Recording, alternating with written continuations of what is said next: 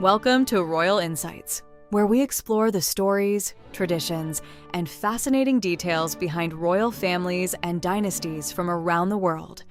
Join us as we uncover the history, culture, and curiosities that connect crowns across continents.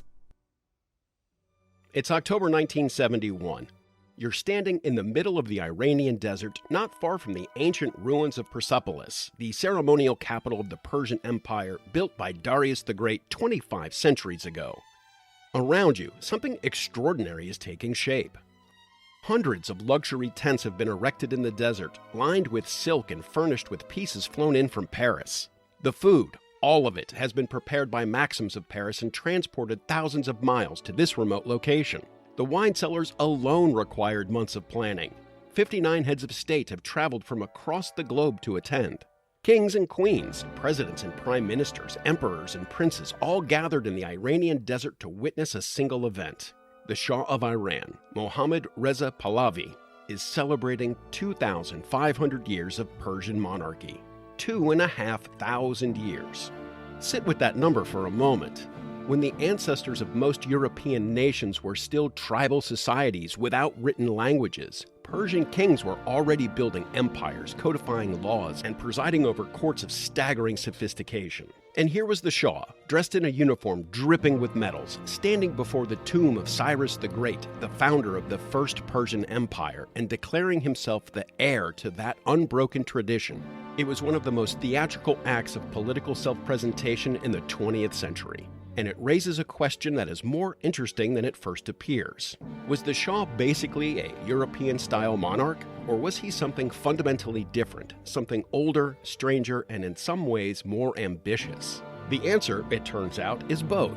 And understanding why tells us something important about what monarchy really is and what it demands of the people who try to practice it in the modern world. Start with the photographs because they're genuinely striking. The Shah, in full military dress uniform, chest covered in decorations, standing beside Queen Elizabeth II at a state reception.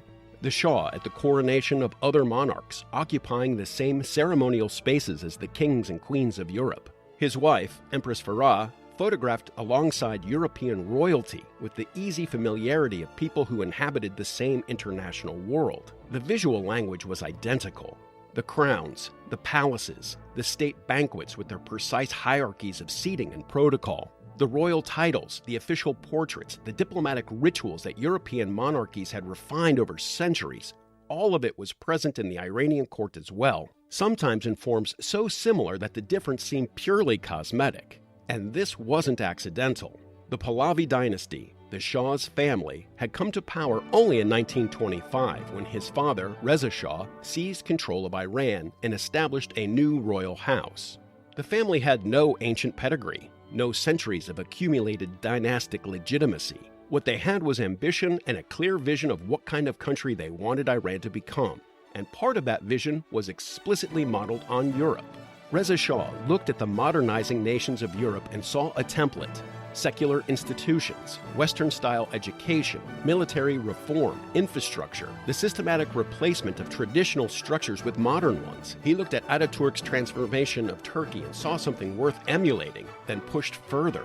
His son continued in the same direction. The Shah spoke French fluently. He had been educated partly in Switzerland. He traveled extensively in Europe, socialized with European royalty, and understood the culture of constitutional monarchy from the inside. When he returned to Iran, he brought that understanding with him. The ceremonies, the court protocols, the international diplomatic language of monarchy that European royal families had developed over generations. In this sense, the surface similarities were real, not imitation for its own sake, but a deliberate choice to participate in the international culture of monarchy on terms that European powers would recognize and respect. But go beneath the surface and a very different picture emerges. European monarchy, for all its apparent continuity, is actually a relatively recent tradition in historical terms. The oldest continuous European dynasties reach back perhaps 1,000 years, some considerably less. And European kingship was built from a specific mixture of ingredients: Germanic tribal leadership traditions, Roman imperial concepts, Christian theology with its elaborate theories of divine sanction, and feudal relationships that tied kings to nobles through mutual obligation rather than absolute command. Persian kingship came from somewhere else entirely. When Cyrus the Great founded the Achaemenid Empire in the 6th century BC, he was drawing on political traditions that were already ancient. The concept of the Persian king, the Shah, the king of kings, was not simply a political title. It carried metaphysical weight. The Persian ruler was understood as a cosmic figure, a guardian of order against chaos, the earthly representation of divine authority in a tradition that predated Christianity, predated Islam, predated virtually every religious framework that shaped European political thought. The symbols were different. The phare, the divine royal glory, a kind of luminous grace believed to descend upon legitimate Persian rulers, had no real equivalent in European dynastic theory. It wasn't quite the European concept of divine right, though the two shared surface similarities. It was older, rooted in Zoroastrian religious cosmology, and carried with it an expectation of the king not merely as ruler, but as the living embodiment of cosmic rightness. And crucially, the sense of historical depth was incomparably greater. A French king in the 17th century might legitimize himself by evoking Charlemagne, 9 centuries in the past. The Shah in 1971 was invoking Cyrus the Great, 25 centuries in the past. The difference is not merely quantitative. It reflects a fundamentally different relationship between ruler and history. Persian kingship didn't just have a long past. It defined itself through that past in ways that European monarchy, despite its considerable antiquity, simply couldn't match. The 1971 celebration at Persepolis wasn't just a party. It was a theological statement about the nature of Persian kingship and its place in the order of history. Here is where the Shah's story converges most powerfully with the story of European monarchies. By the 12th century, rulers across the world, whether their traditions stretched back 5 centuries or 50, all faced the same fundamental challenge: modernity. Not modernity in the sense of technology or industry, though those played their role. Modernity in the deeper sense, the transformation of political legitimacy. The slow, irreversible shift from a world where power was justified by tradition, religion, and hereditary right, to a world where it increasingly had to be justified by consent, representation, and accountability to the governed. European monarchies had navigated this transition over centuries, mostly by surrendering power gradually. The British Parliament had been clipping royal authority since Magna Carta in 1215. The constitutional monarchies of Scandinavia and the Low Countries had evolved through the 19th century into something that preserved the symbolism of kingship while transferring its substance to elected governments. The monarchies that survived the 20th century, as we've explored in earlier episodes, were precisely the ones that made themselves symbolically valuable while politically harmless. The Shah faced this same transition, but under very different conditions at a very different speed. Iran in the mid-20th century was not moving gradually. It was being pushed at extraordinary velocity from a predominantly agricultural, traditional society into an industrializing, urbanizing, politically awakening one. Oil wealth after the Second World War funded development at a pace that outran the political institutions meant to manage it. Literacy expanded, universities filled, a new middle class emerged, and that new middle class had opinions about how it wanted to be governed. The Shah's response was the White Revolution, a series of reforms launched in 1963 that redistributed land, extended voting rights to women, expanded education, and modernized the economy. In many ways, it was genuinely transformative. By conventional development metrics, Iran made extraordinary progress during the 1960s and 1970s. But the Shah combined these modernizing reforms with a political authoritarianism that closed rather than opened the avenues for the participation his modernization was generating demand for. The secret police, Savak, was real, feared, and active. Political opposition was suppressed. The gap between Iran's social transformation and its political rigidity grew wider with each passing year.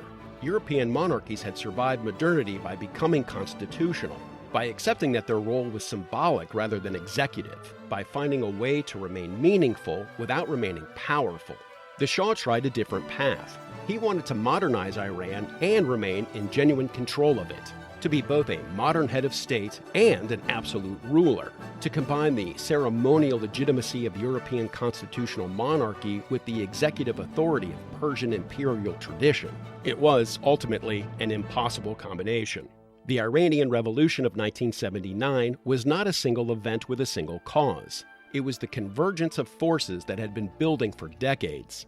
Religious opposition led by Ayatollah Khomeini, who had been in exile since 1964, a left-wing opposition that saw the Shah's modernization as serving American interests rather than Iranian ones, a middle class frustrated by political exclusion, a traditional merchant class threatened by rapid economic change, rural communities dislocated by land reform, students radicalized by the gap between Iran's proclaimed progress and its political reality. These were not the same forces that had threatened European monarchies a century earlier, but the underlying dynamic had a familiar shape. When a society transforms faster than its political institutions can adapt, pressure accumulates. When that pressure finds no legitimate outlet, no parliament to petition, no opposition party to vote for, no press to criticize, it eventually finds an illegitimate one. The European monarchies that survived did so precisely because they had created those outlets. They had allowed the pressure to escape gradually, through constitutional channels, through parliamentary debate, through the slow, unglamorous work of institutional accommodation. The revolution was never necessary because the evolution was already happening. In Iran, the evolution was blocked, and so the revolution came instead. When the Shah left Iran in January 1979, officially for medical treatment, never to return, he was the last ruler to sit on the peacock throne, one of the most ancient symbols of Persian imperial authority. He died in exile in Egypt in 1980. The monarchy that had claimed 2,500 years of continuity had lasted, in its modern Pahlavi form, less than 54 years. So was the Shah basically a European monarch? The surface said yes. The ceremonies, the diplomacy, the international royal culture he participated in, all of it spoke the same language as the courts of Europe. But beneath the surface, he represented something older, and in some ways more demanding. A tradition of kingship that claimed not merely political authority, but cosmic legitimacy, that justified itself not through parliamentary accommodation, but through the weight of 25 centuries of continuous Persian civilization. And in the end, that deeper tradition may have been part of what made adaptation so difficult. European constitutional monarchies survived by accepting a kind of institutional humility, by saying, in effect, we are symbols, not rulers. We represent continuity, not power. We exist to embody the nation, not to govern it. That bargain required giving something up. And what it required giving up was precisely the kind of authority that Persian kingship, at its deepest level, claimed to embody. Not just political power, but the right to define the cosmic order of things. The far, that divine royal glory, doesn't descend on a constitutional figurehead who defers to a parliament. The Shah could adopt European ceremonies. He could speak the diplomatic language of European monarchy fluently. But the tradition he was heir to made different demands. Demands that were, in the end, incompatible with the world his own modernization was creating. The crowns of Europe largely survived the 20th century by becoming lighter, symbolic, weightless enough to carry without breaking the institutions beneath them. The peacock throne did not make that transition. And in the contrast between those two outcomes lies one of the most profound lessons in the entire history of monarchy. Power held tightly tends to shatter. Power held lightly tends to endure. It is a lesson that took some dynasties centuries to learn, and others never learned it at all.